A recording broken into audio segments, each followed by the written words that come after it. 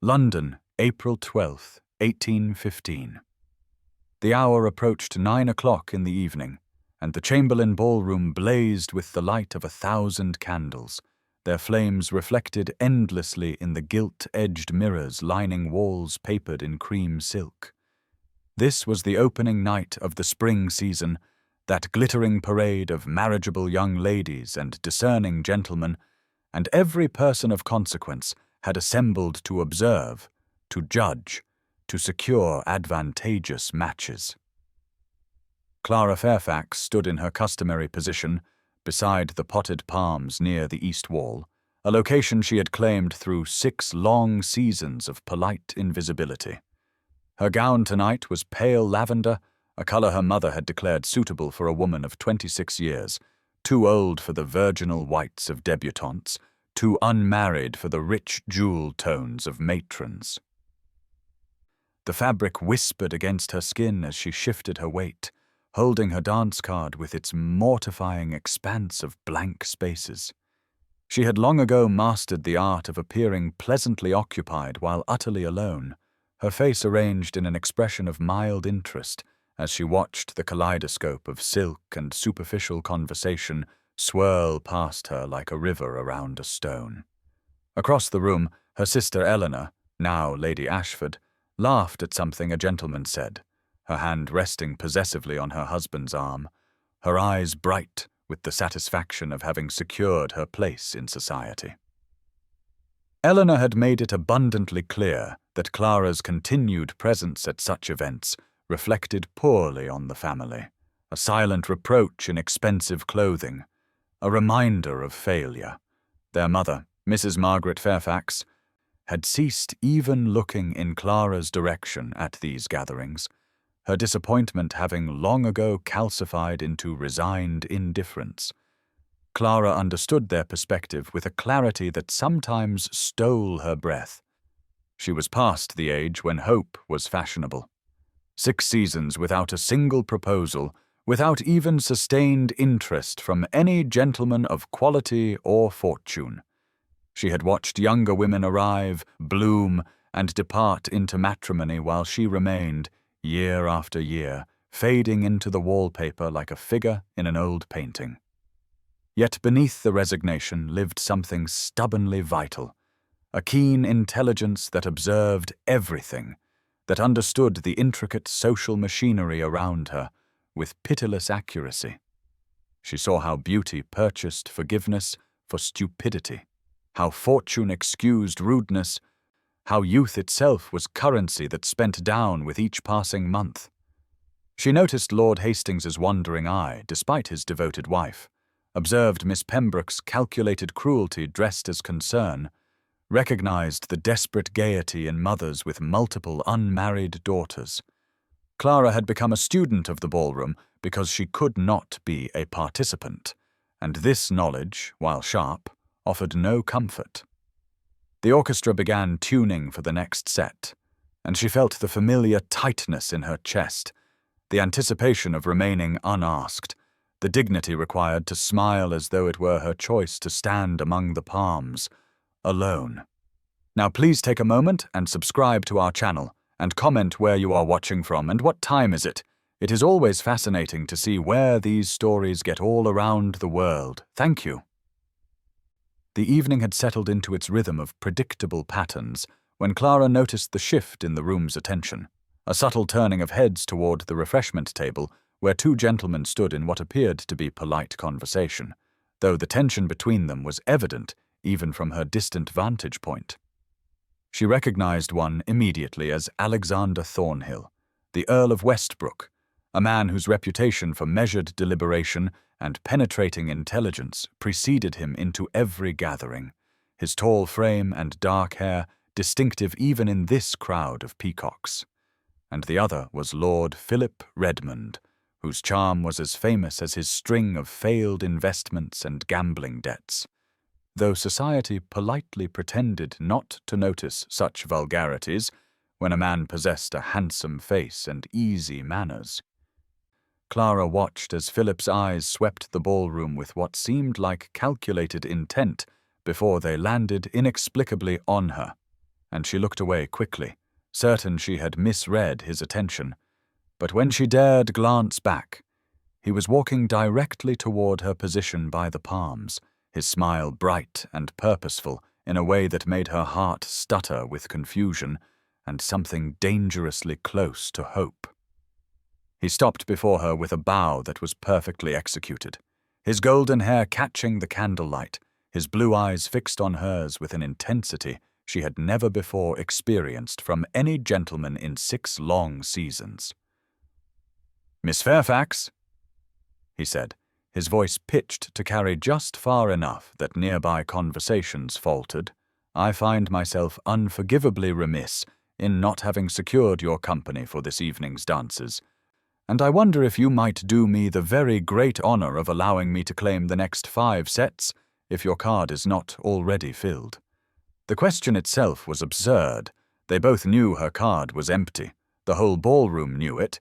Yet he asked with such earnest formality that she could almost believe he genuinely desired her company rather than simply required a partner.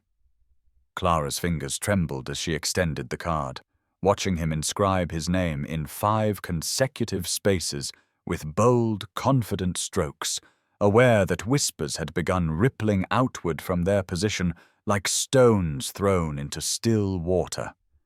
She could see Louisa Pembroke's mouth forming a perfect circle of shock, could feel her mother's attention snap toward her for the first time all evening, could sense rather than see Eleanor's frantic mental calculations about what this unexpected development might mean for the family's social standing. Lord Redmond offered his arm for the next dance, and Clara took it with fingers that felt numb, her mind racing through possible explanations for this impossible turn of events, none of them sufficient to explain why a gentleman of his standing would suddenly notice her existence. What she could not see, positioned as she was with her back to the refreshment table, was the way Alexander Thornhill's hand had tightened around his glass of champagne, his jaw setting in a hard line as he watched Philip lead Clara toward the dance floor, or the way his closest friend, Thomas Sinclair, leaned close to murmur a question that went unanswered. Because Alexander's attention was entirely fixed on the peculiar tableau unfolding before him, recognition dawning with cold clarity that he was witnessing one of Philip's calculated games, though this time the unwitting participant was a woman who deserved far better than to be used as a pawn in their ongoing rivalry. The orchestra struck the opening notes of the waltz at precisely 10 o'clock, a melody in 3/4 time that seemed to shimmer through the candlelit air like something tangible, and Philip Redmond extended his hand to Clara with a smile that would have convinced her of his sincerity had she not spent 6 seasons learning to read the subtle calibrations of social performance. She placed her gloved hand in his, feeling the warmth of his palm through the thin sill, and allowed him to lead her onto the floor where other couples were already assembling in the graceful formations required by this most intimate of dances, the waltz that had scandalized London when first introduced and still carried whispers of impropriety in the way it required a gentleman's hand at a lady's waist, their bodies closer than any other dance permitted. Philip's hand settled at the small of her back with practiced ease, his other hand clasping hers, and as they began to move, Clara felt something she had not experienced in 2 full years, not since the last time any gentleman had requested her company for a waltz, the particular joy of movement and music combining into something that transcended the awkwardness of her social position. She had forgotten how naturally dancing came to her body, how her feet seemed to know the patterns without conscious thought, how the rhythm entered through her skin and organized her movements with effortless precision, and she saw surprise flicker across Philip's face as he realized she was not the clumsy partner he might have expected from a woman so long relegated to the wallflower's exit. They turned and swept across the polished floor, her lavender skirts billowing gently with each rotation, and Clara felt the weight of watching eyes upon them, heard the whispers that formed a constant undercurrent beneath the music, saw in her peripheral vision the way Louisa Pembroke leaned close to her companion with lips moving in what could only be speculation or criticism. Philip maintained his performance of attentiveness with impressive consistency, his eyes on her face, his conversation light and flattering. Yet Clara noticed the way his gaze would drift past her shoulder at regular intervals, searching for something or someone in the crowd of observers, and she felt the first cold thread of doubt wind through her cautious happiness. What she could not see was Alexander Thornhill's position near the edge of the dance floor, his champagne glass forgotten in his hand, his attention fixed with unusual intensity on the turning couple, or the way his jaw had tightened until the muscle jumped beneath his skin, a tell that his closest friend Thomas Sinclair recognized immediately as a sign of strongly suppressed emotion. Thomas followed Alexander's gaze to where Philip Redmond guided the wallflower through the waltz with theatrical gallantry, and understanding dawned with uncomfortable clarity. Because he had witnessed Philip employ this particular strategy before, this use of an unexpected partner to provoke jealousy or assert dominance, though never with quite this edge of calculated cruelty. Alexander watched as Clara's face transformed during the dance, watched the way genuine pleasure softened features he had never truly noticed in 6 seasons of sharing ballrooms, watched grace emerge from a woman society had dismissed as graceless, and felt something shift in his chest that had nothing to do with his rivalry with Philip Redmond, and everything to do with the sudden recognition that he was witnessing something precious being used as a disposable pawn in a game she did not know she was playing. The third dance ended at 10:45 in the evening with a final flourish of strings, and Clara stepped back from Philip Redmond with a curtsy that felt mechanical despite her best efforts to maintain the facade of gracious pleasure, her body warm from the exertion of movement, her mind beginning to whisper uncomfortable questions about why this particular gentleman had chosen this particular evening to suddenly discover her existence among the wallflowers he had ignored for 6 consecutive seasons. She murmured something about needing a moment to compose herself, a polite fiction that society permitted ladies to employ when they required escape to the retiring room, and Philip released her with a bow and that brilliant smile that seemed somehow less brilliant than it had appeared an hour earlier, promising to return for their 4th dance in 15 minutes precisely. Clara made her way through the press of bodies toward the corridor that led to the ladies' retiring room, grateful for the relative coolness after the stifling heat of the ballroom, where hundreds of candles and moving bodies had raised the temperature to nearly unbearable levels.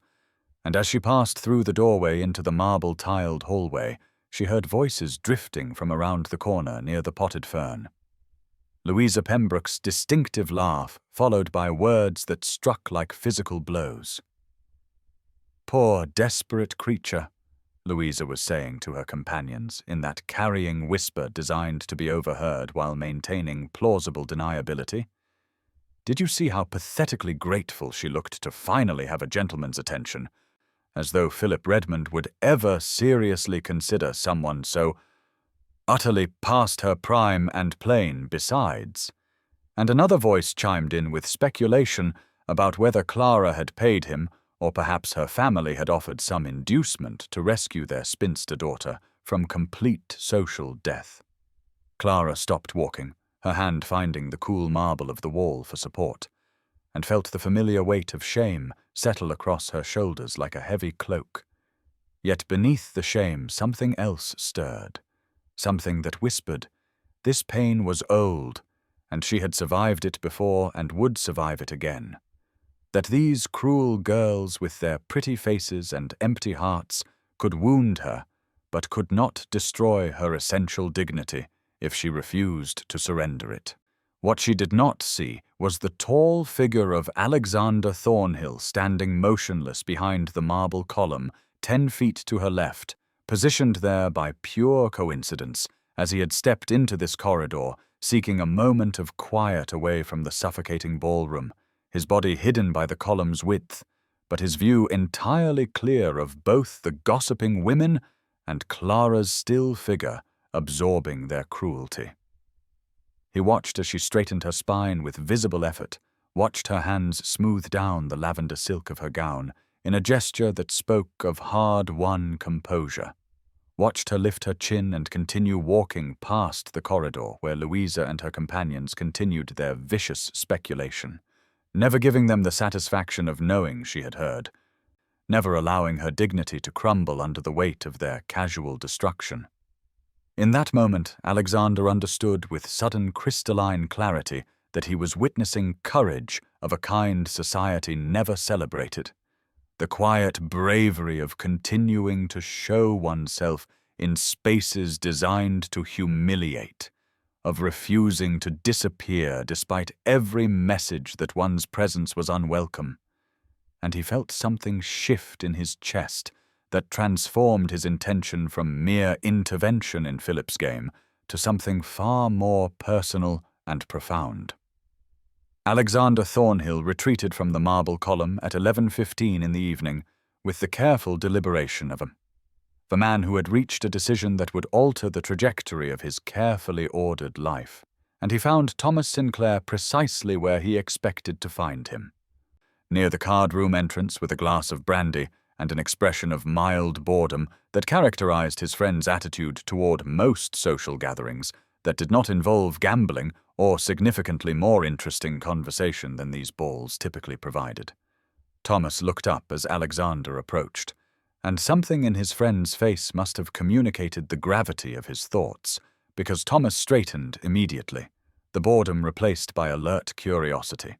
and gestured toward a relatively quiet alcove away from the main press of bodies where they might speak without being overheard by the tireless gossips who populated every corner of these gatherings like particularly well-dressed spies. Alexander led the way to the alcove, positioning himself where he could still observe the ballroom through the gap in the curtains. And Thomas waited with the patience of long friendship for Alexander to organize whatever thoughts had produced that particular quality of focused intensity that Thomas had learned over 15 years of association meant his friend was about to do something either remarkably brilliant or spectacularly insane, the line between the two often being considerably thinner than most people assumed. "I am going to do something unprecedented,"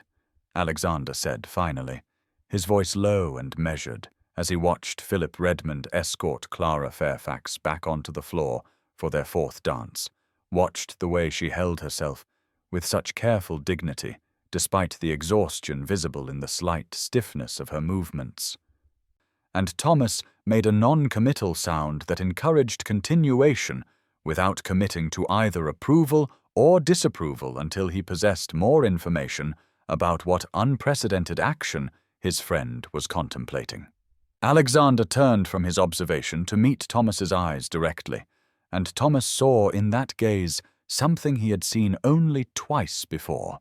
the absolute certainty that preceded the kind of action that society would either celebrate or condemn depending entirely on the outcome, and he felt his pulse quicken with the anticipation that always accompanied Alexander's rare moments of throwing caution and calculation aside in favor of pure instinct. "I am going to purchase every remaining dance on Miss Fairfax's card for the rest of the season," Alexander stated as though he were discussing nothing more significant than the weather,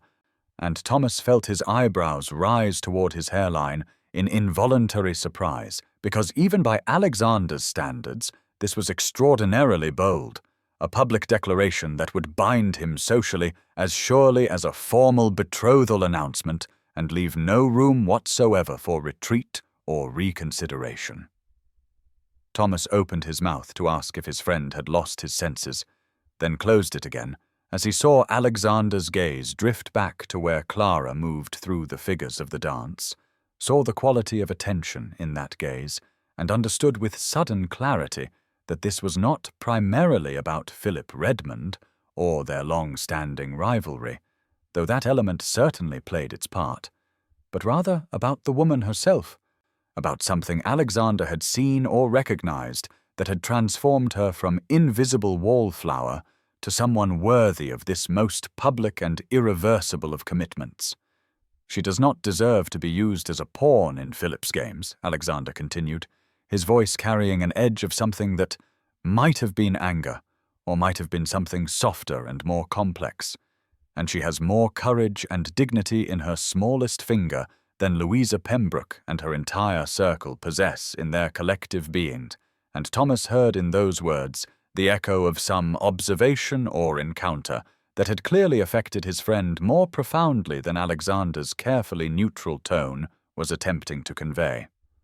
The fifth dance concluded at 11:45 in the evening, with Philip Redmond bowing over Clara's hand with theatrical flourish that suggested he believed himself to be performing a great kindness rather than executing a calculated maneuver.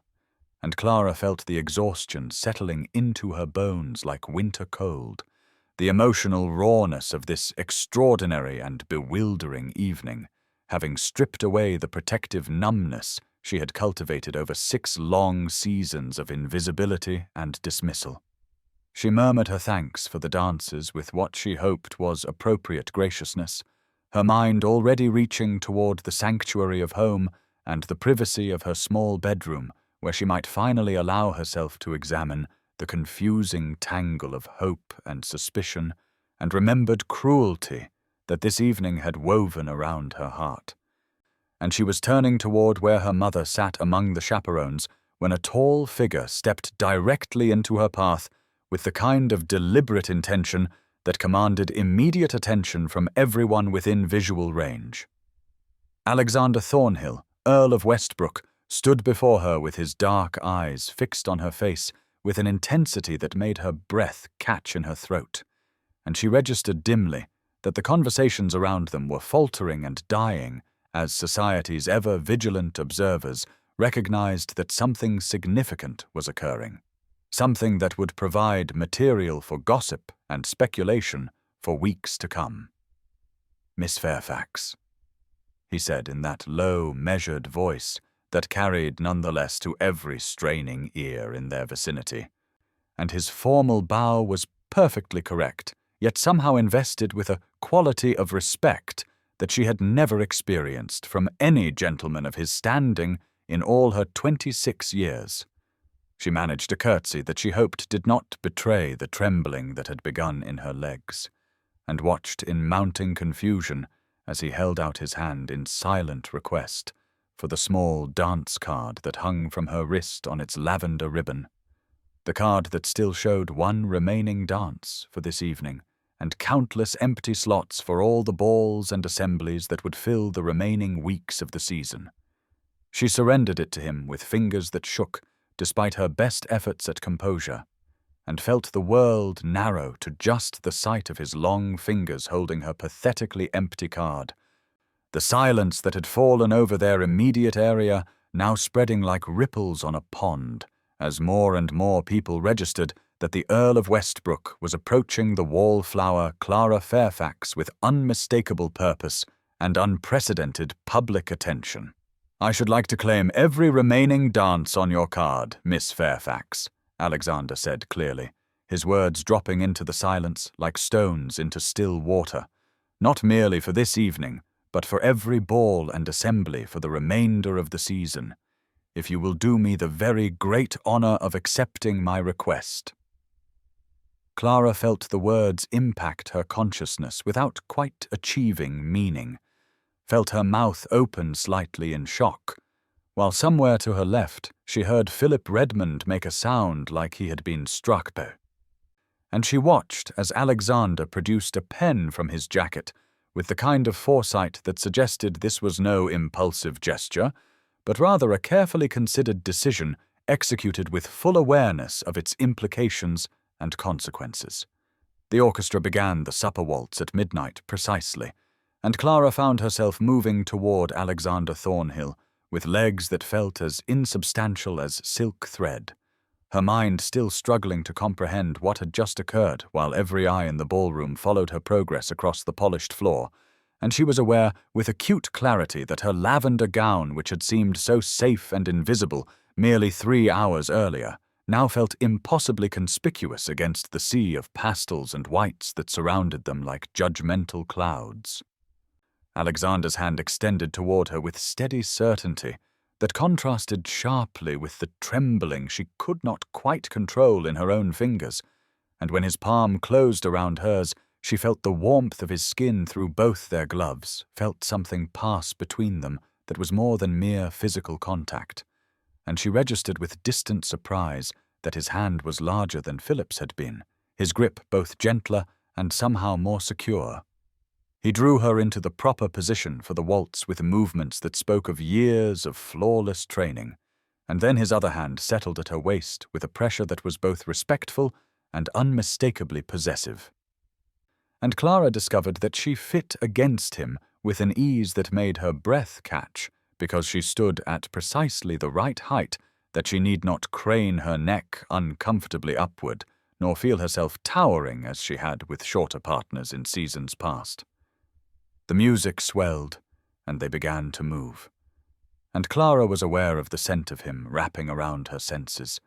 something clean and masculine with undertones of sandalwood that was nothing like the heavy cloying cologne Philip had worn, and she found herself drawing that scent deeper into her lungs as though it might anchor her to this impossible moment. "You are trembling," Alexander said quietly, his voice pitched for her ears alone while they turned through the first measures, and his dark eyes held hers with an intensity that made her feel simultaneously exposed and somehow protected from all the staring faces that ringed them in avid curiosity.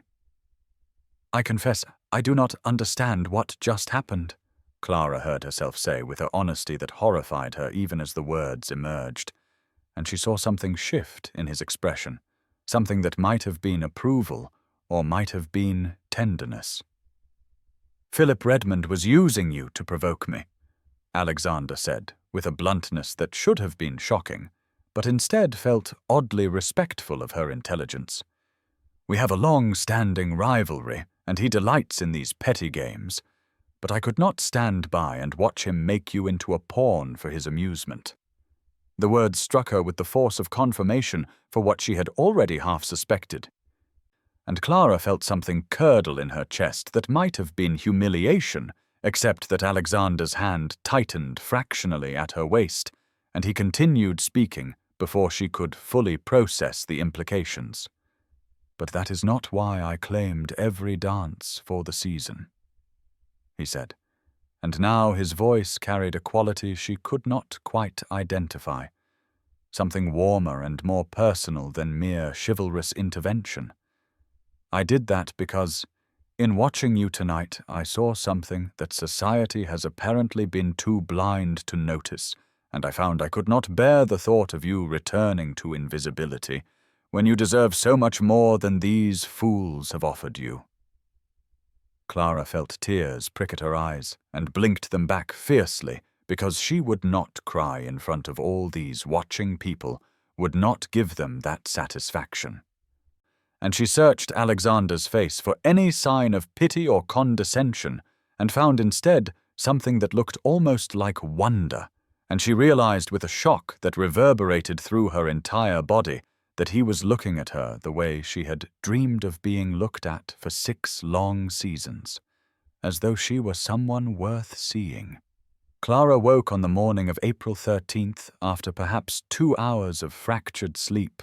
that had been populated by dreams where she relived the waltz with Alexander over and over, except in the dreams his face kept transforming into expressions of mockery and pity until she startled awake in her narrow bed with her heart pounding and the grey dawn light seeping through her curtains like doubt made visible.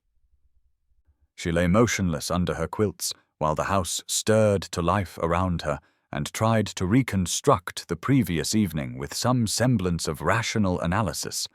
tried to understand why a wealthy, titled earl would bind himself publicly to every dance for an entire season with a woman society had long since dismissed as unmarriageable, and every explanation her exhausted mind produced circled back to either pity or some elaborate extension of his conflict with Philip Redmond that she could not quite pass. By 10 in the morning, she had forced herself from bed and dressed in her simplest morning gown of grey muslin that felt appropriately colorless for what she had convinced herself would be a day of waiting for the inevitable retraction or the polite note explaining that last evening had been a misunderstanding or perhaps a charitable impulse he now regretted in the cold light of morning. She descended to the breakfast room with her stomach knotted too tightly for food and found her mother and sister Eleanor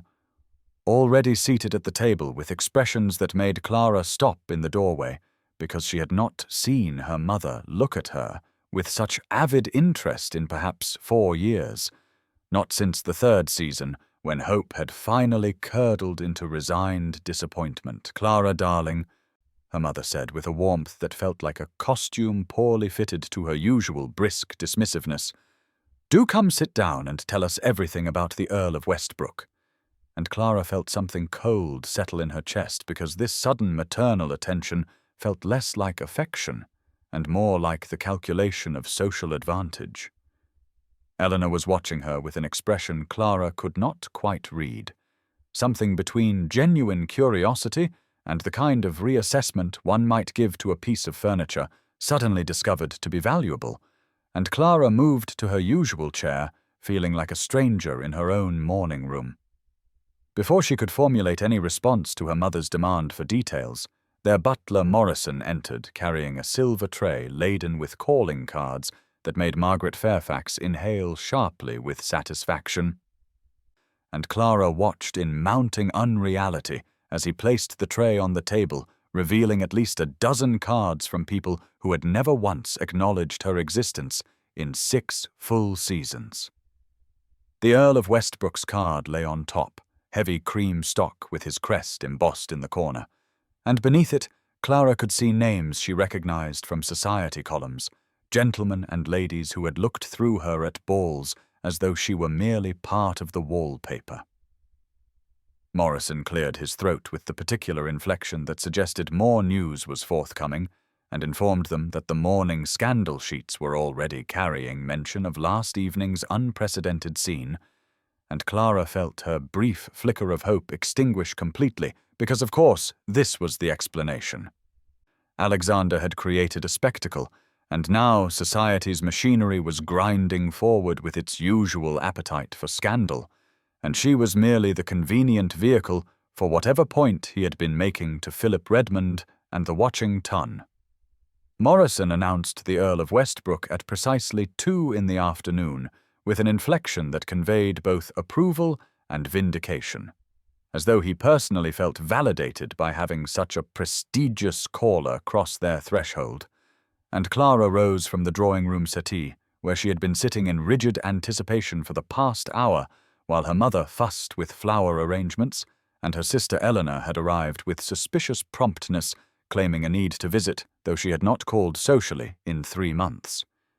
Alexander entered the room with the same steady composure he had displayed at the ball, dressed impeccably in a dark blue coat that made his shoulders appear impossibly broad, and buckskin breeches that spoke of a man who had no need to prove his status through excessive ornamentation. And Clara felt her breath catch in exactly the way it had during their waltz, as his dark eyes found hers immediately, despite her mother's effusive greeting that filled the space with unnecessary words about honor and pleasure and gratitude. "Miss Fairfax," Alexander said with a slight bow that was perfectly calibrated to formal courtesy, while his gaze held a warmth that seemed intended for her alone. "I hope I am not calling at an inconvenient time," and Clara managed to find her voice enough to assure him that his timing was perfectly acceptable, even as her mother practically pushed her back onto the settee and rang for tea with an enthusiasm that would have been mortifying under any other circumstance. Alexander took the chair opposite Clara, with movements that suggested he was entirely comfortable in drawing rooms, despite his title suggesting he likely spent more time in far grander spaces, and Margaret Fairfax positioned herself in the chair between them at an angle that allowed her to observe every expression while maintaining the fiction of chaperoning rather than openly eavesdropping. And Eleanor perched on the window seat with unusual quietness, as though even she recognized this was a scene requiring careful attention. "I wanted to speak with you today about last evening," Alexander began once the tea had been served, with Margaret's trembling hands betraying her excitement as she poured, "because I realized after our waltz that I may have acted with more drama than explanation, and I would not have you spend even one day uncertain of my intentions or motivations." Clara wrapped her fingers around her teacup to give them something to hold besides each other, and forced herself to meet his gaze with as much directness as she could summon, while her heart hammered against her ribs, and she was aware of her mother's sharp intake of breath at this unprecedented frankness. But Alexander seemed unconcerned with propriety when it came to clarity of communication. "You said that Philip Redmond was using me," Clara said with a steadiness that surprised her. "And I appreciate your honesty in that regard. But I confess I am still uncertain why you chose to respond in such a public and binding manner, when surely a quiet word would have sufficed to end his game."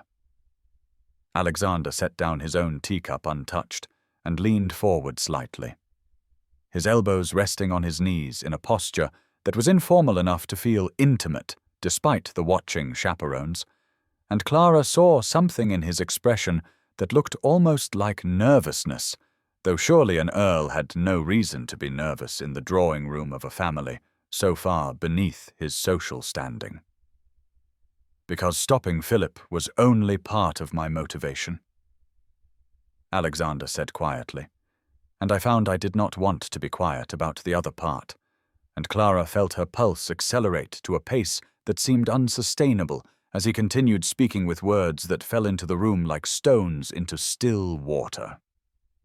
"I would like your permission to court you properly, Miss Fairfax, with drives in the park and attendance at the theatre, and yes, dances at every ball this season, as I rather dramatically committed myself to last evening. But I want you to agree to this, knowing that my interest is not charitable nor tactical, but genuinely personal. And I will understand if you need time to consider whether you wish to accept the attention of someone who makes such spectacles of his romantic intentions." The afternoon of April 15th arrived with the kind of crystalline spring weather that seemed designed specifically for display in Hyde Park during the fashionable hour, and Clara stood before her mirror in a walking dress of deep emerald green that her mother had commissioned with unseemly haste from the modiste on Bond Street,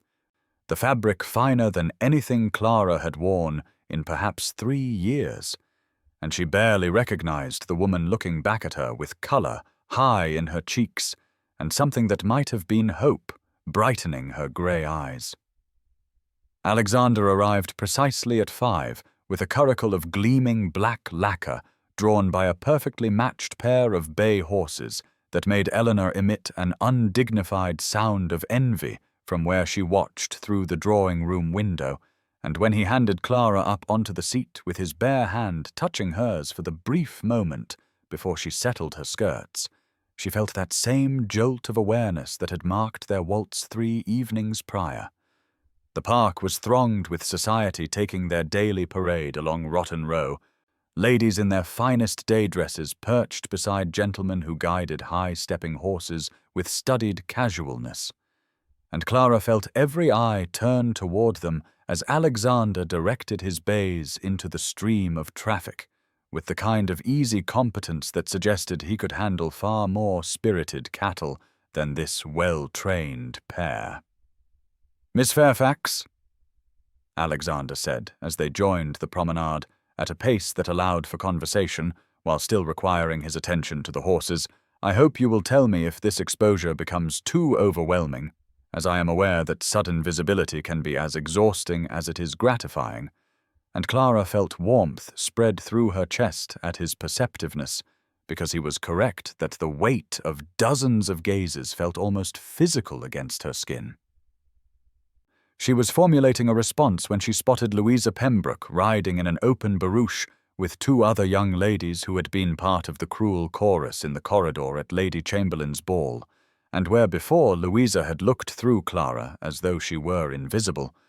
now her expression shifted into something calculating and falsely warm as she called out a greeting that Alexander returned with cool politeness that managed to be perfectly proper while conveying absolute dismissal. They had progressed perhaps 100 yards further when Philip Redmond appeared on a showy chestnut gelding that was fighting its bit, and Clara felt Alexander's posture shift almost imperceptibly beside her into something more alert and protective as Philip maneuvered his mount alongside the curricle with the kind of deliberate intrusion that forced other vehicles to make way. "Westbrook," Philip said with a smile that did not reach his eyes. "What a charming picture you make. And Miss Fairfax, I trust you are enjoying your sudden elevation to object of interest, though I wonder how long such interest can be sustained when the novelty inevitably fades." Clara felt ice slide down her spine at the thinly veiled threat in his words. But before she could formulate any response, Alexander spoke with a voice that carried, despite its quietness.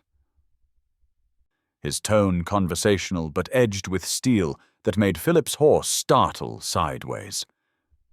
"I would caution you against mistaking your own inconstancy for a universal condition, Redmond, as some of us are capable of recognizing value that is not dependent on fashion or whim, and I believe you have other engagements that require your attention elsewhere." Philip's expression flickered with something ugly before he schooled it back into false pleasantness and wheeled his horse away with more force than necessary, and Clara released a breath she had not realized she was holding, as Alexander continued guiding his bays forward, as though nothing of consequence had occurred, though she could see the tension in his jaw and the whiteness of his knuckles where he gripped the reins. The evening of April 20th arrived with the kind of anticipation that made Clara change her gown 3 times before settling on a silk of deep sapphire blue that Eleanor had pronounced acceptable with a critical eye that held more genuine sisterly interest than Clara had experienced in perhaps 5 years. And when Alexander arrived to collect them for the theatre, his expression upon seeing her made warmth flood through her chest in a way that felt dangerous and exhilarating in equal measure. Drury Lane was ablaze with lights when they arrived, the grand theatre filled with society arranged in their boxes like jewels in a display case, and Clara was acutely aware of the eyes that followed their progress to the box Alexander had secured, its position perfectly situated to see and be seen in that particular economy of visibility that governed ton gatherings. Eleanor positioned herself at the rear of the box with the studied disinterest of a chaperone who had decided her duty extended to presence but not interference, and Alexander held Clara's chair with an attentiveness that spoke of genuine care rather than mere propriety. And when his hand brushed her shoulder as he settled her wrap, it took conscious effort not to lean into the touch. The play was A Midsummer Night's Dream, which Clara had read perhaps a dozen times but never seen performed, and she found herself leaning forward with unguarded delight as the fairy court materialized on stage in a shimmer of gauze and clever lighting, and she was so absorbed in Puck's mischievous machinations that she startled when Alexander leaned close enough that she could feel the warmth of him and said quietly, "You know this play well, I think," and she turned to find him watching her face rather than the stage with an expression that made her pulse accelerate in that now familiar way. "I have always loved Shakespeare," Clara admitted with a honesty that felt easier in the dimness of the box where the stage lights threw shadows across his features, "though I confess the comedies more than the tragedies, as I have never been able to stomach the idea that love must end in death to be meaningful." And Alexander smiled with what looked like genuine pleasure as he replied that he shared her preference for stories where wit and persistence triumphed over fate and circumstance. The intermission brought the usual parade of acquaintances to their box, society paying its respects with a mixture of genuine warmth and calculating interest, and Clara found herself handling the attention with an ease that surprised her as she made polite conversation about the performances and deflected the more intrusive questions, with the kind of gentle firmness she had not known she possessed. When they were finally alone again, save for Eleanor's dutiful presence, Alexander turned to her with a seriousness that contrasted with the frivolity still echoing from the corridor outside, and said, "I want to tell you something about my family, if you are willing to hear it." And Clara nodded as her heart did something complicated behind her ribs, because this felt like a threshold being crossed into deeper territory than they had yet explored. "My mother was Lady Catherine Thornhill before her marriage," Alexander said quietly, his gaze fixed on his hands where they rested on the edge of the box, "and she was considered one of the great beauties of her generation. But what I remember most about her was that she read voraciously,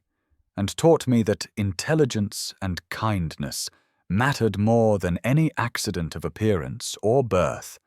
and she died when I was 19, believing that I would find someone who valued those same qualities when the time came to marry." Clara felt tears prick unexpectedly at her eyes as she understood what he was offering her with this confidence, this window into the formation of the man he had become. And she found her voice enough to say,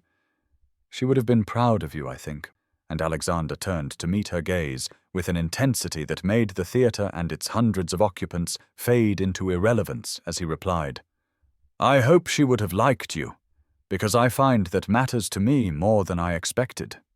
Lady Ashford's garden party on the afternoon of April the 25th was held in the extensive grounds behind her townhouse, where elaborate parterres had been arranged with hothouse roses that perfumed the warm spring air, and Clara wore a day dress of soft pink muslin that her mother had declared appropriately modest, while Eleanor had pronounced it insipid before admitting grudgingly that the color brought unexpected warmth to Clara's complexion. Alexander arrived precisely at 3 and found Clara standing near the rose arbor with a glass of lemonade in her hand, and the smile that transformed his usually composed features when their eyes met made something flutter dangerously in her chest, because she was learning to trust that such expressions were genuine rather than performative, though the fear of eventual disappointment still lurked in the corners of her newfound happiness. They had been conversing for perhaps 20 minutes about the merits of different rose varieties, with the kind of easy companionship that had developed between them when Louisa Pembroke approached in a confection of yellow silk that would have been better suited to a woman 5 years younger, her smile bright and false as she greeted Alexander with fluttering attention before turning to Clara with eyes that held calculation beneath their warmth. "Miss Fairfax," Louisa said with a laugh that had edges like cut glass, "how delightful to see you looking so well,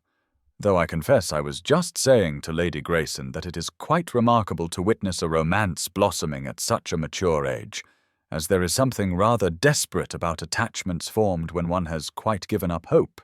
is there not?" Clara felt the words land like physical blows despite their delivery in a tone of false sweetness,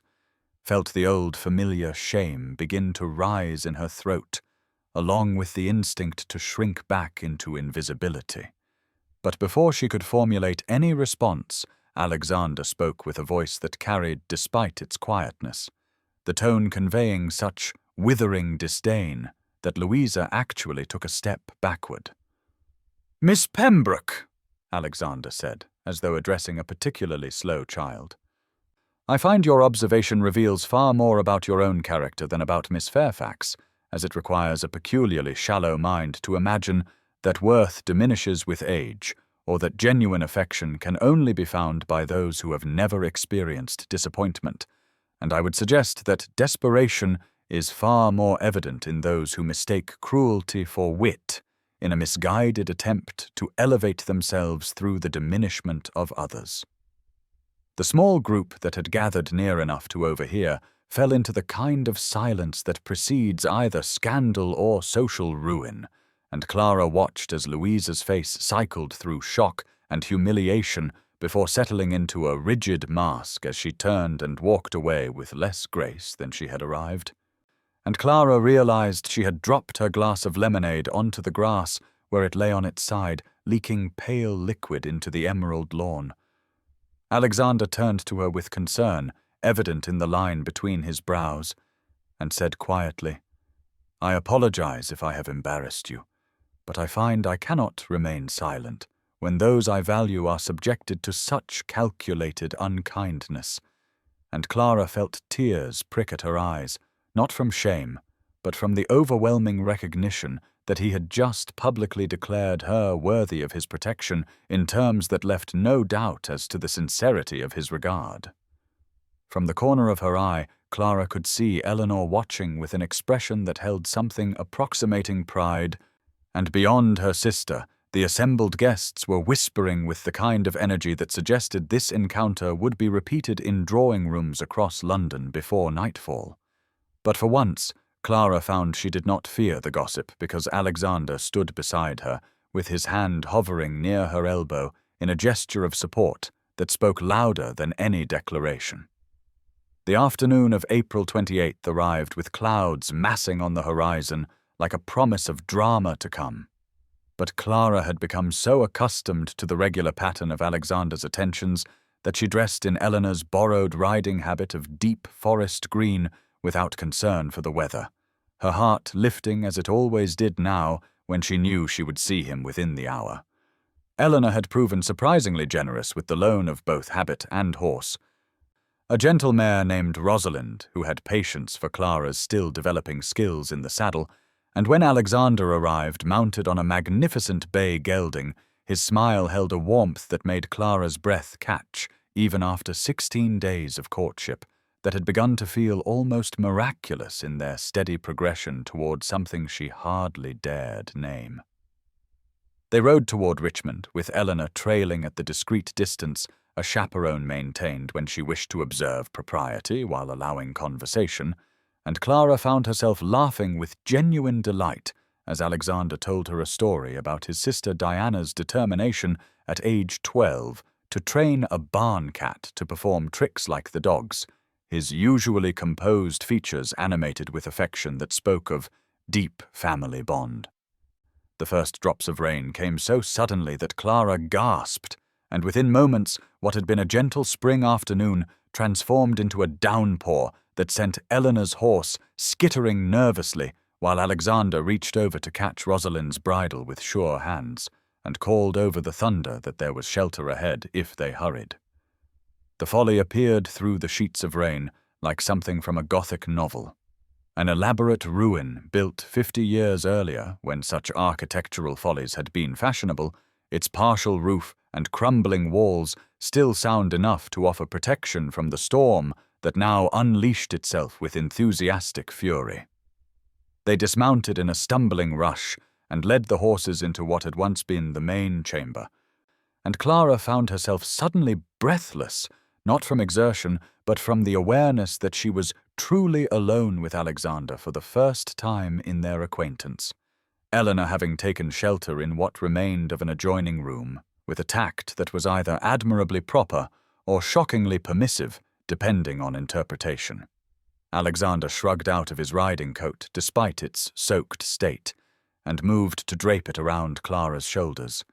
and she caught the scent of him, rain and leather, and something warm beneath that made her pulse accelerate as his hands lingered perhaps a moment longer than strictly necessary. "You are trembling," he said quietly, his face close enough that she could see the drops of water caught in his dark lashes, and Clara could not tell him that the trembling had little to do with cold and everything to do with the way he was looking at her in the dim light filtered through gaps in the ancient stone.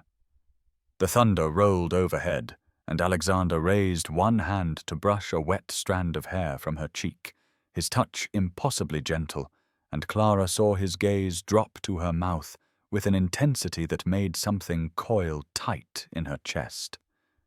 When he leaned toward her, she found herself rising to meet him as though drawn by forces beyond her control,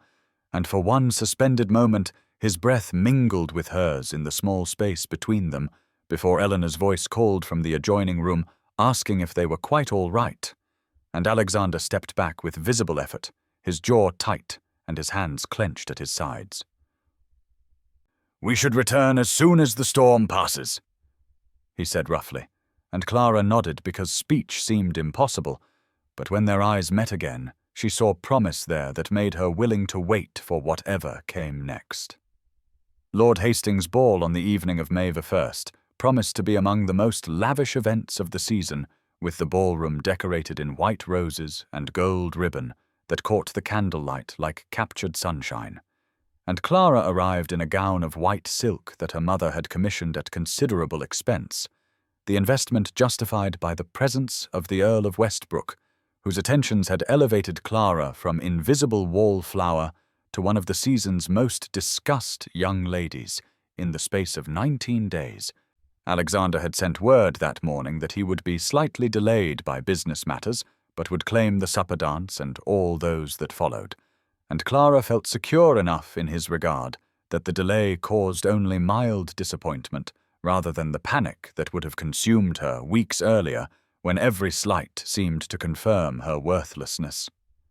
She was standing near the refreshment table, speaking with Lady Grayson about the upcoming exhibition at Somerset House, when she noticed the whispers beginning at the far end of the ballroom, that particular quality of gossip that spreads like fire through dry brush with each repetition, adding embellishment until rumor becomes accepted truth. At first, Clara paid little attention because she had grown almost accustomed to being discussed, but then she caught fragments of conversation as guests passed, words like improper and alone and compromised spoken with the mix of scandal and delight that society reserved for falls from grace. Her hands went cold around her glass of orgeat as Mrs. Pemberton swept past with her daughters and said loudly enough to be overheard that she had always known there was something desperate about attachments formed at such an advanced age, and dear Lord Westbrook had no doubt been trapped by circumstances into continuing an association he might otherwise have reconsidered. Clara set down her glass with shaking hands and moved toward the terrace doors because she suddenly could not breathe in the overheated ballroom, and as she passed the card room, she heard Philip Redmond's voice carrying with calculated clarity as he told Lord Hastings that it was unfortunate about the riding accident that had required Westbrook and Miss Fairfax to take shelter alone for the better part of an hour, and while he was certain nothing improper had occurred, it did put the Earl in a rather difficult position regarding the continuation of their courtship. The words landed like physical blows because Clara understood with devastating clarity that Philip had somehow learned of the folly and the rainstorm and was using that innocent incident to destroy what she had begun to believe might actually be real. And she felt the old familiar shame rising in her throat, along with the certainty that Alexander would now be forced either to propose from obligation or to end their association to protect his own reputation. She made it to the terrace before the tears came, and stood gripping the stone balustrade while trying to control her breathing, while behind her the ballroom buzzed with speculation, and somewhere across London, Alexander remained detained by whatever business had kept him away, unaware that his enemy had found the perfect weapon with which to wound them both. Alexander arrived at Lord Hastings' ball 40 minutes later than intended, with his jaw tight from the deliberate delays Philip had orchestrated through a series of supposed urgent business matters that had proven entirely fabricated, and the moment he entered the ballroom, he knew something had gone catastrophically wrong because Thomas intercepted him with unusual urgency and steered him toward the terrace with words about rumors and Miss Fairfax and Philip's vindictive tongue. He found Clara standing alone in the moonlight, with her white gown seeming to glow against the darkness, and her shoulders rigid with the kind of control that spoke of barely contained devastation. And when she turned at the sound of his footsteps, he saw tears on her cheeks that made fury rise in his chest with an intensity that surprised him with its protective ferocity. "You should not have come out here with me," she said with a composure that broke his heart because he recognized it as the dignity of someone preparing to sacrifice herself for another's benefit. "The rumors will only worsen if we are seen alone again, and I cannot allow you to be trapped by obligation into a connection that will damage your reputation beyond repair." Alexander crossed the terrace in 3 strides and took her hands in his, despite the impropriety, and felt them trembling beneath his touch as he said with absolute clarity that he gave not one damn about rumors or Philip's schemes or society's tedious obsession with scandal. Clara tried to pull away while saying that he did not understand the position Philip had placed him in, that he would be forced either to offer for her from duty or to end their courtship under a cloud of dishonor, and either choice would be a cage constructed by malice. Alexander tightened his grip on her hands and said her name with such tenderness that she went still. And then he spoke the words that had been building in him since the rainstorm, and perhaps even earlier, since the garden party or the theatre, or that first waltz when he had felt the rightness of her in his arms. "I love you," he said, and watched her eyes widen with disbelief that wounded him because she still could not accept that she might be genuinely valued. "I am not trapped by Philip's rumors or society's expectations, Clara. I am only trapped by the terror that you might send me away before I have the chance to prove that every word I speak is true." She shook her head as tears spilled faster and tried to tell him that he could not possibly love her, that he was merely being kind to a woman who had been useful in thwarting an enemy. But Alexander released one of her hands to cup her face with a gentleness that contradicted the intensity burning through him. "You are brilliant and strong and more genuine than anyone I have encountered in 10 years of navigating society's shallow waters," he said against her mouth, before closing the final distance between them in a kiss that held nothing of restraint or propriety, but everything of longing finally unleashed. Clara gasped against his lips, and then responded with a passion that matched his own, her fingers tangling in his cravat and pulling him closer, while the scent of jasmine drifted up from the gardens below, and the sounds of the ball faded into insignificance. Alexander arrived at White's Club at 10 in the morning on May descent, with Thomas at his side and a cold fury burning through him that had replaced the tender passion of the previous evening with something harder and more dangerous,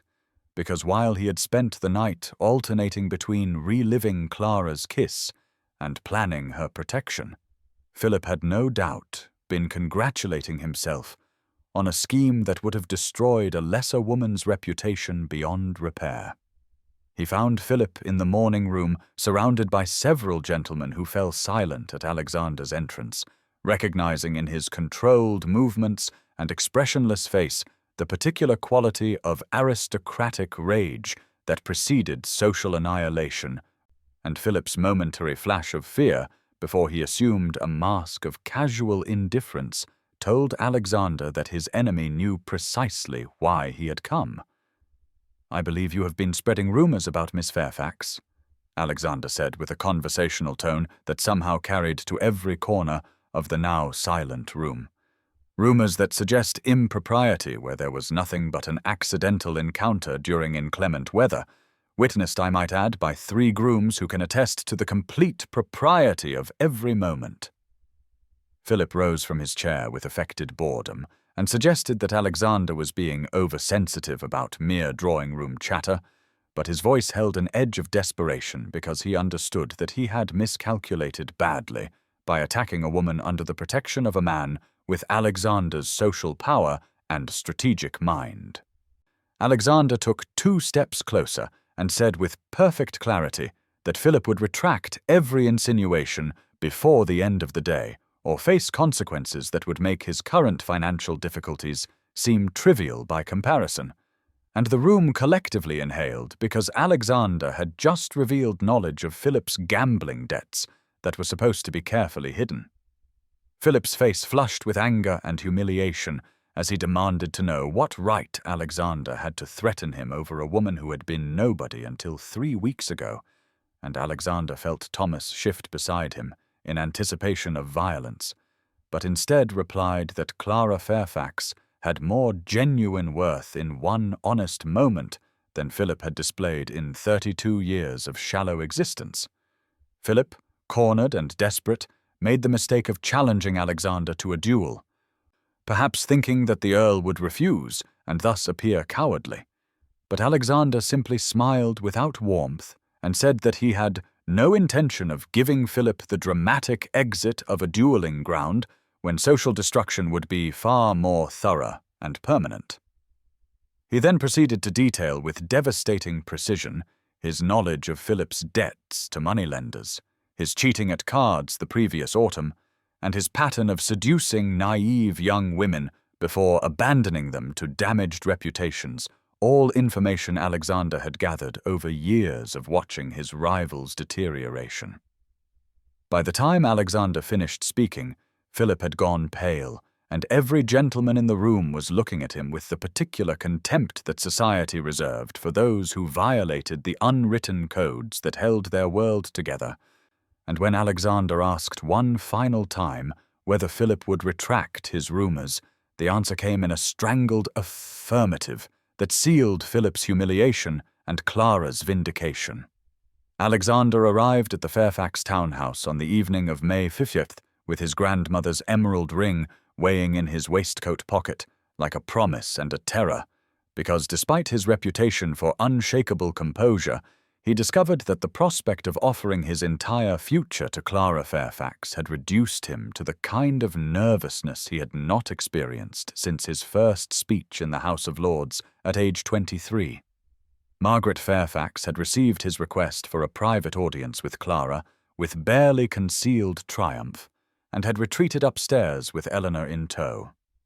leaving the drawing-room to Alexander and Clara with only the barest pretense of propriety. And when Clara entered wearing a gown of soft ivory that made her seem luminous, in the lamplight he felt his carefully prepared speech dissolve into incoherence. She looked at him with eyes that held hope and fear in equal measure, and he realized that despite everything he had said and done over the past 3 weeks, she still did not quite believe that he could truly want her as his wife and partner for all the years ahead. "Clara," he began, and then found himself abandoning all the elegant phrases he had rehearsed in favor of simple truth as he crossed to where she stood and took her hands in his with a grip that trembled slightly despite his best efforts at control. "I need to tell you when I first truly saw you, not as a strategy against Philip or as an act of chivalry, but as a woman I recognized with absolute clarity as someone I could love." She started to speak, but he gently touched her lips with his fingers and continued, explaining that it had been in the corridor outside the retiring room at Lady Chamberlain's ball when he had heard Louisa Pembroke's cruel assessment of her desperation, and then watched Clara compose herself with a dignity that had pierced something in his chest he had thought thoroughly armored against sentiment. "You did not rail against the injustice or dissolve into tears or plot petty revenge," he said while studying her face, as though memorizing every detail. "You simply straightened your shoulders and returned to a ballroom that had shown you nothing but dismissal for 6 seasons, and I thought that such strength deserved to be honored rather than overlooked." Clara's eyes filled with tears as she tried to tell him that she was not strong, that she had spent those 6 seasons convinced of her own inadequacy and resigned to invisibility. But Alexander shook his head and said that strength was not the absence of doubt, but the choice to maintain grace despite it. He released her hands and lowered himself to one knee on the drawing-room carpet, while withdrawing the emerald ring from his pocket, watching her expression shift from disbelief to wonder as he spoke the words that would bind their futures together. "Clara Fairfax, will you consent to be my wife? Not because society expects it or because circumstances have forced it, but because I love you with a certainty that has only grown stronger with every conversation we have shared and every moment I have spent in your presence." She looked down at him with tears streaming down her face and whispered that she was 26 years old and plain, and had nothing to offer an earl except a heart that had been his since the moment he had purchased her dance card and changed her entire world. Alexander slipped the emerald ring onto her finger and rose to his feet, while saying that she was brilliant and beautiful, and offering him everything he had not known he was searching for through 10 years of empty social performance. And when she finally breathed the word yes, he pulled her into his arms and kissed her with all the joy and relief and promise of their future together. While upstairs, Margaret and Eleanor abandoned all pretense of discretion and rushed down to offer their congratulations. The engagement announcement appeared in the morning papers on May 7th and transformed Clara's existence so completely that she found herself wandering through the Fairfax townhouse in a daze of disbelief, touching the emerald ring on her finger as though confirming its solidity, while Margaret orchestrated a campaign of social triumph that involved accepting 47 calling cards in 2 days and planning an engagement ball that would establish the Fairfax family's elevated position beyond any question. Alexander had insisted on a short engagement of only 6 weeks, despite Margaret's protests that proper preparation required at least 3 months, and Clara understood that his urgency came not from impropriety, but from a desire to claim their future together without the prolonged performance that society demanded, though she also suspected he wanted her safely married before any other obstacle could emerge to threaten their happiness. They spent every acceptable hour together during those weeks, walking in Hyde Park where society now greeted Clara with deference rather than dismissal, attending the theatre where she sat in his family box as his acknowledged bride, and sharing quiet moments in the Fairfax drawing-room where he taught her about the estate she would soon manage beside him, and she revealed the depth of her observations about literature and people that delighted him beyond measure. Eleanor had transformed from embarrassed elder sister to enthusiastic ally and confessed during a private moment that she had never truly known Clara at all, had dismissed her as unremarkable when in truth she possessed a quality of genuine substance that Eleanor was only beginning to understand and value. The engagement ball took place on May 20th at the Fairfax townhouse, which Margaret had decorated with 400 white roses and enough candles to illuminate Clara's happiness for all of London to witness. And when Alexander led her onto the floor for the first waltz she thought of that night at Lady Chamberlain's ball, when she had danced with Philip and felt only the desperate hope of a woman convinced she was invisible. Now she danced with the man who had seen her when no one else bothered to look, who had defended her honor and declared his love and offered her a future she had stopped allowing herself to imagine during 6 long seasons of resignation, and as they moved through the steps with perfect synchronization, she whispered that she still could not quite believe this was real. Alexander pulled her slightly closer than propriety strictly allowed, and said against her ear that she had 6 weeks to accustom herself to the reality of being loved completely and without reservation, and then a lifetime beyond that to understand that her worth had never depended on society's recognition, but had existed all along, waiting for someone with eyes clear enough to perceive it. Louisa Pembroke attended the ball and offered stiff congratulations that barely masked her confusion at how the social order had rearranged itself so thoroughly, and Philip sent his regrets from his sudden departure to the continent where his debts and damaged reputation would pursue him beyond Alexander's reach. Thomas Sinclair raised a toast to the couple and mentioned with affectionate humor that Alexander had always possessed impeccable judgment in matters of importance, and Clara felt the weight of 6 seasons of invisibility finally lift from her shoulders as she stood beside the man who had purchased her dance card and given her back her future. The wedding took place on June 20th, 1815, in the ancient stone church of St. George, Hanover Square, where generations of aristocratic unions had been blessed, and where Clara walked down the aisle wearing ivory silk and Brussels lace with a confidence that would have astonished the resigned wallflower of 2 months prior, because the woman who placed her hand in Alexander's before the altar knew with absolute certainty that she was loved, not despite her ordinariness, but because he had perceived the extraordinary qualities that society had been too blind to recognize. Eleanor stood as matron of honor and whispered before the ceremony that she had never seen a bride more radiant, and Clara understood that her sister was finally seeing her clearly after years of looking past her toward more socially valuable connections. While Margaret wept openly in the front pew with what appeared to be genuine maternal emotion, though Clara suspected it contained equal parts joy at the advantageous match and relief that her disappointing younger daughter had exceeded all possible expectations.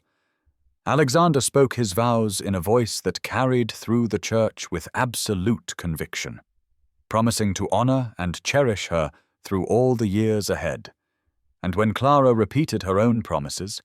she felt the weight of 6 seasons of invisibility finally transform into something precious, because that long, painful education in dignity and resilience had prepared her to recognize genuine love when it appeared, and to value it properly rather than taking it for granted, as she might have done had happiness come easily in her youth.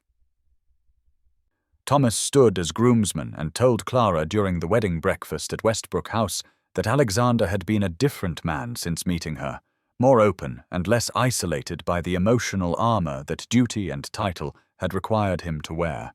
and she realized that their union had rescued them both from different forms of loneliness.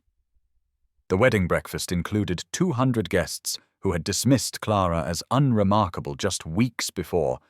but who now competed to claim acquaintance with the new Countess of Westbrook, and she moved through the celebration with grace, while privately marveling at how quickly social opinion could shift when a powerful man declared a woman valuable.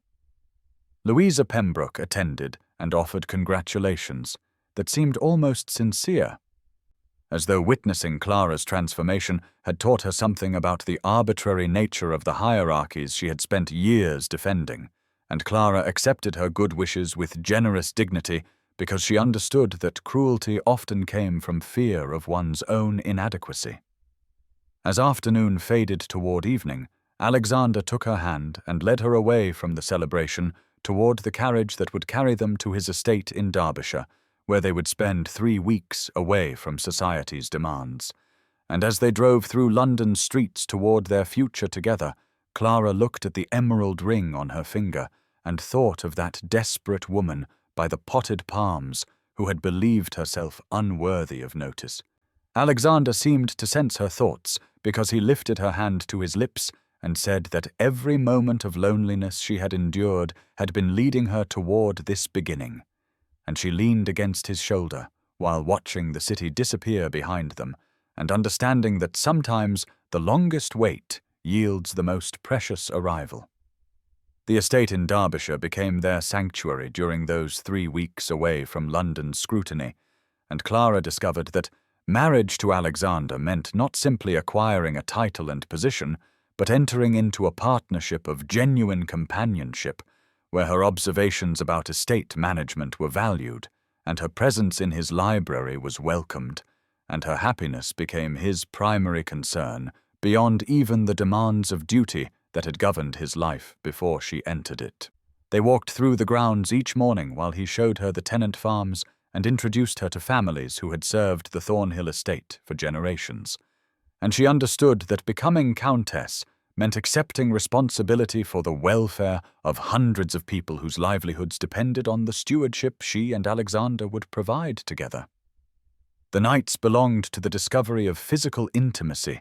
that transformed her understanding of what marriage could mean, and she learned that the care and patience Alexander showed in all aspects of their relationship extended to the marriage bed, where he taught her that her pleasure mattered as much as his own, and that the connection between them deepened with each vulnerable moment they shared in the darkness of their chamber. On their final evening before returning to London, they sat together in the library where she had spent many happy afternoon hours reading while he attended to correspondence, and he asked if she felt ready to face society again as his countess with all the visibility and expectation that position required. Clara considered the question seriously, while watching firelight play across the books that lined the walls, and thinking of the woman she had been just 10 weeks earlier, standing by the potted palms in lavender silk and believing herself permanently invisible. And she realized that Alexander had not simply rescued her from obscurity, but had given her the gift of recognizing her own worth, independent of society's validation. She told him that she was ready, not because she had transformed into someone different, but because she finally understood that she had always possessed value, even when no one bothered to see it, and his love had taught her to perceive herself clearly rather than through the dismissive lens of social judgment that had convinced her she was unremarkable. Alexander pulled her close and said that wisdom was exactly why he loved her, because she possessed the intelligence to understand that their story was not about a powerful man elevating a nobody, but about two people finding each other, despite the artificial barriers that society constructed to keep individuals confined within narrow definitions of worth. They returned to London on July 15th and began their life together as Earl and Countess of Westbrook, navigating the social season with the confidence of a partnership built on genuine recognition and love,